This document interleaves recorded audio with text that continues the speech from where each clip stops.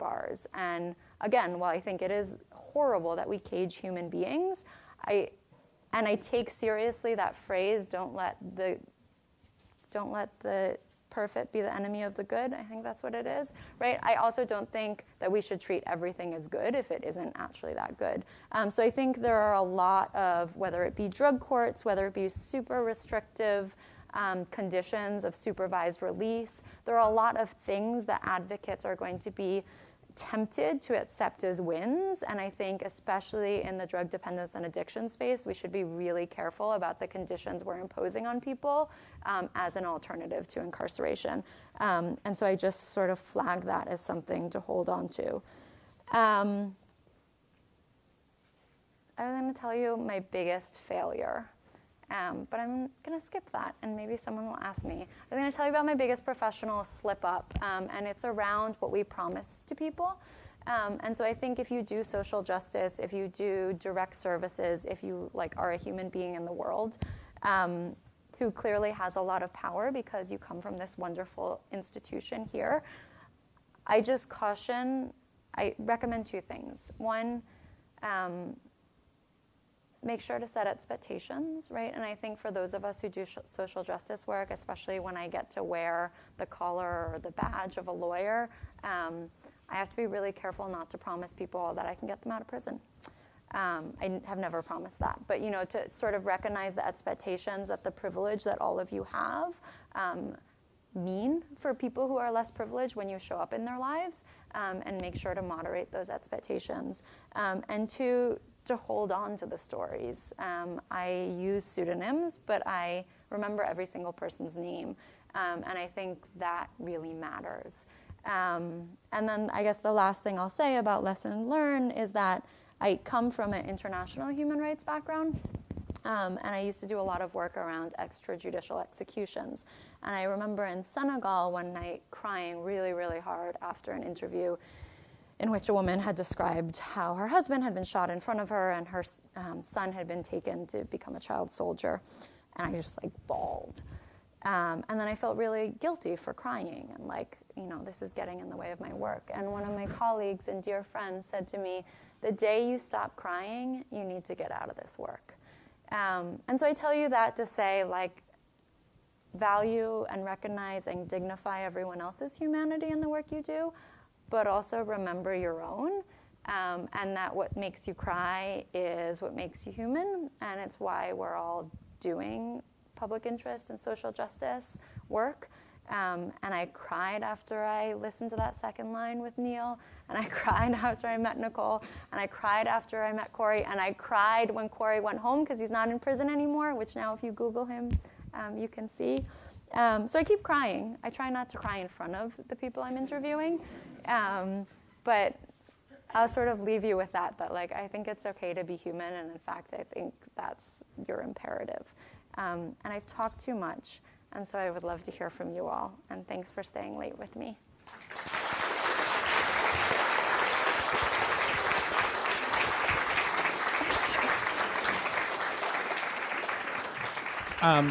Thank you, Tess, so much for sharing your stories and also for sharing the research and data that you collected. I know it's incredibly impactful.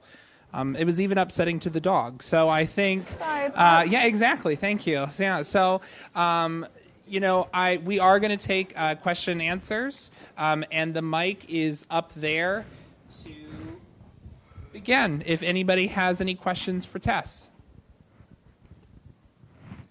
So we got one right here.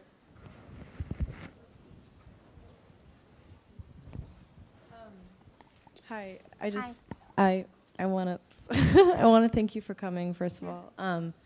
But also, what do you know about arrest quotas? And how that factors into what you're talking about? Yeah, great question. I don't remember page numbers. I don't operate on commission, so I don't mean to keep plugging this.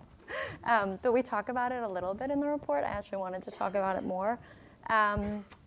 They're horrible. So for those of you who don't know what this is a reference to, we have concerns, and we know factually in a lot of law enforcement departments that officers will literally be given quotas that they have to fulfill. So like, you have to make this number of arrests.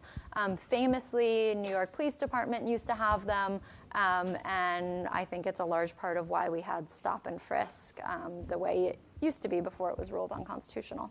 I think most departments don't have formal quotas anymore.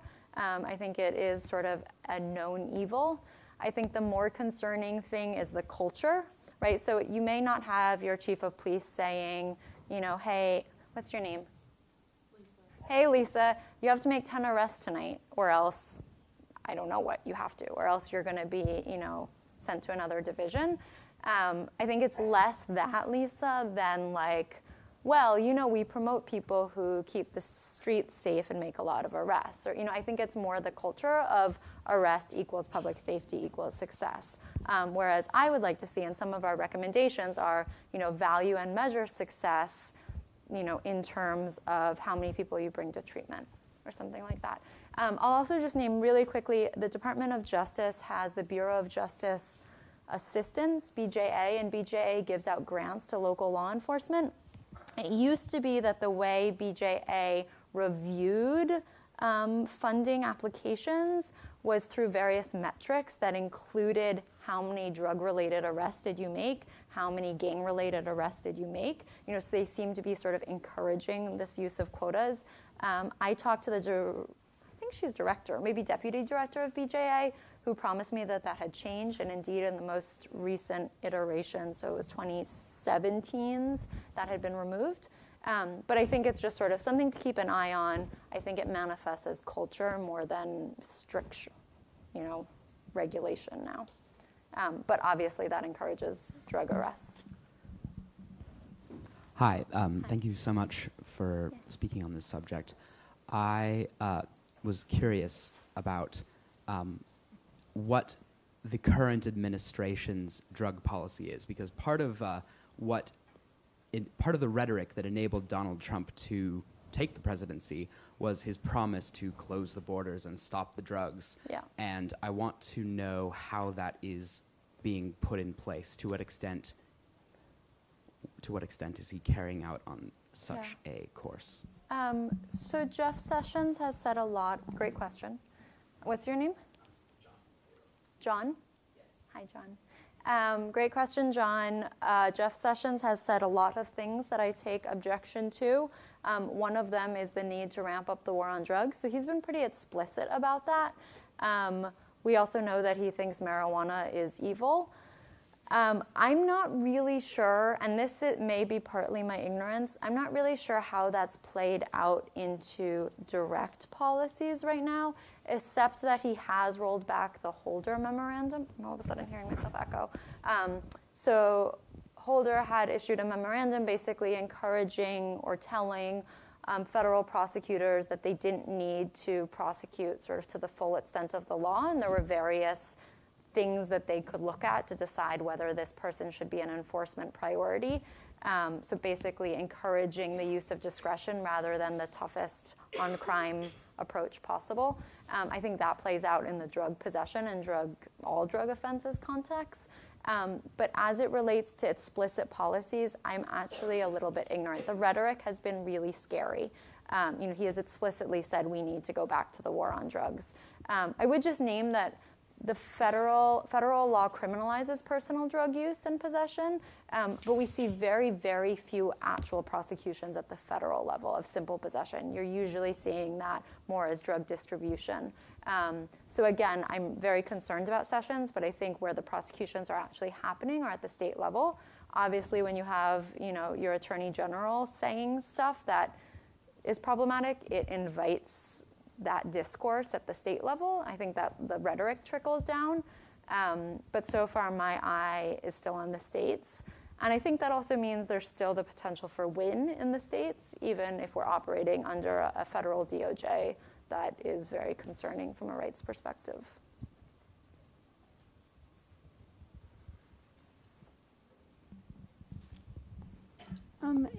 If you have the time and you don't mind, I would like to hear your story about your biggest failure, I think you call it. Yeah.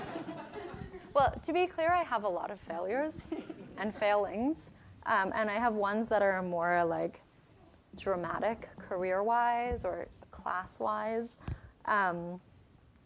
But for me, I think my biggest fuck-up, if you'll pardon the French, was an interview I did in Caddo Parish, Louisiana. And Caddo has, or historically had, the biggest death row. It's in the like northwest of the state. They just maybe 2 years ago took down the Confederate flag, but there's still a statue outside of the courthouse honoring all those who so conscientiously, is the word, fought for the Confederate cause. And so I was in Caddo, which is like just a tough place, criminal justice-wise. And I met with a woman, and it was the first interview I did in a jail. And she walked in, and I introduced myself, and I said, "Hi, I'm Tess. I'm a lawyer from New York."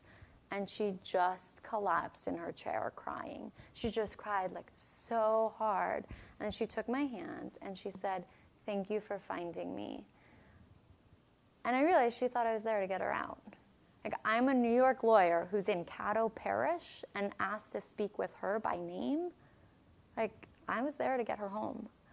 And so I had to walk her back and be like, I actually can't do anything for you at all. I just want to like exploit you and use your story, which is not how I said it, right? And like I have a lot of training in interviewing that didn't come into play when I introduced myself, but to make sure she understood why I was there and, that I had her real, honest, informed consent to use her story and to spend that time with her. And she still writes me letters, actually. So it ended up being a good experience. But what I learned there practically was now whenever I walk into a jail, even now that I'm a litigator, and so I'm actually going into jail sometimes like to get people out of jail, I say like, "Hi, I'm Tess. I'm a lawyer. I'm not your lawyer. I want to try to help you," or like, "I want to tell your story, but I like probably actually realistically can't do anything for you." And so I like try to like knock them down as far as I can and then build them up instead of over-promising and then not being able to deliver. But I was going to tell that story just to say, like, I forget how much just being a lawyer from New York is a privilege and what that means to someone who she was serving, I think, 5 years, who's convicted and looking at years behind bars. So I try to keep that lodged somewhere. Just so you know, because Tess has graciously shared her time, we only have room for 2 more questions. So if anybody has their questions, please. But I will say, for those of you who are night owls, I can stick around and talk if you want one-on-one afterwards. Because she's that generous with her time. Yeah. Thank you, Tess. Because I get to sleep in tomorrow.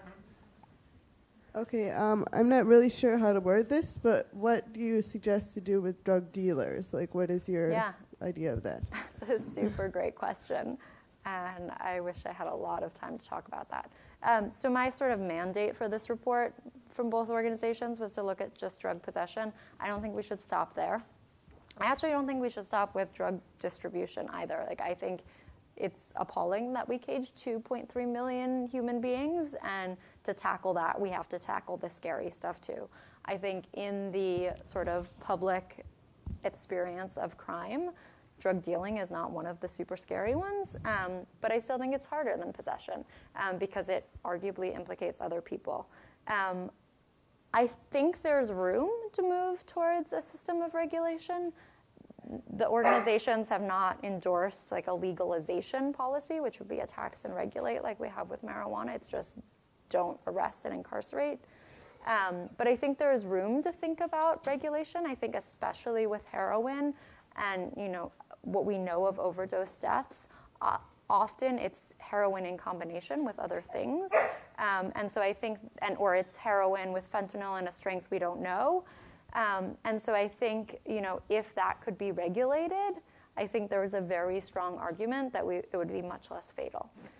So I think there's room to explore that. I honestly I'm not a policymaker, I'm a litigator, and I don't know what that would look like. But I think the US ought to consider it. And then I think, until we, so long as drug distribution offenses are on the books as criminal laws, I think exercising discretion at every level is really important. And I think the types of sentences you're seeing for drug distribution at the federal level and at the state level is extraordinary and totally disproportionate and not rehabilitative at all, right? Like we know if you lock someone up for 20 years, you're guaranteeing that that person doesn't have a job and a family and a support system when they come out again. So I think whether it's drug distribution, whether it's drug possession, whether frankly it's burglary, or even like rape, we need to think about the sentences we're imposing and what we're doing with the correction system that isn't actually correcting anything. But it's a tough question. Thank you.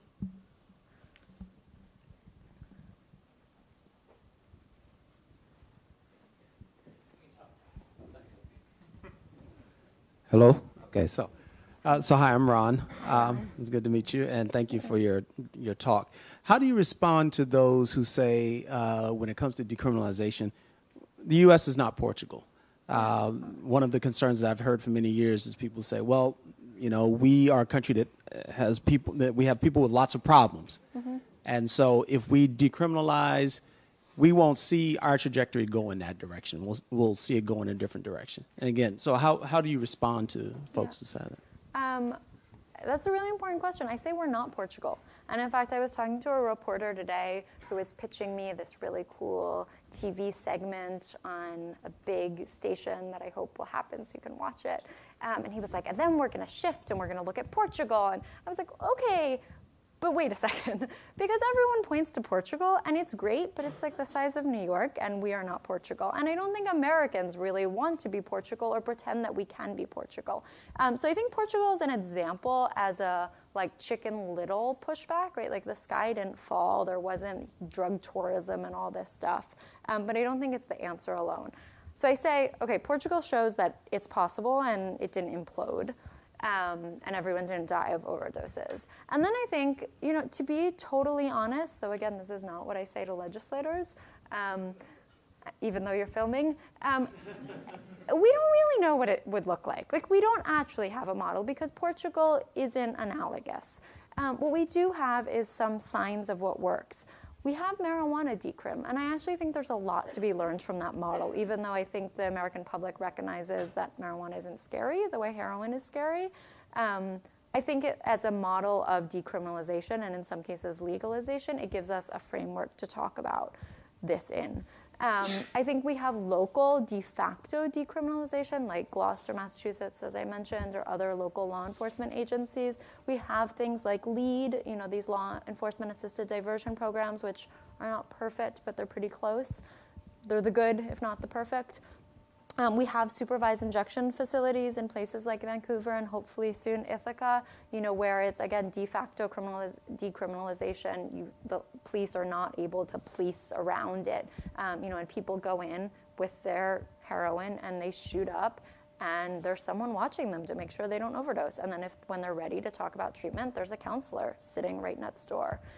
So I think there are models. I want to be very clear. I am not taking a libertarian, hands-off approach. I don't think you can just decriminalize and wash your hands of it. I think you need to reinvest or invest in the first place in public health approaches and harm reduction. And I think that's critical to all of this. So I get a little bit nervous when I sell all this as cost savings, because I think it's just moving money essentially. So I think there are things to look at and places to take hope and inspiration from. I think one of those places is Portugal, but I don't think it's the panacea. Thank you all.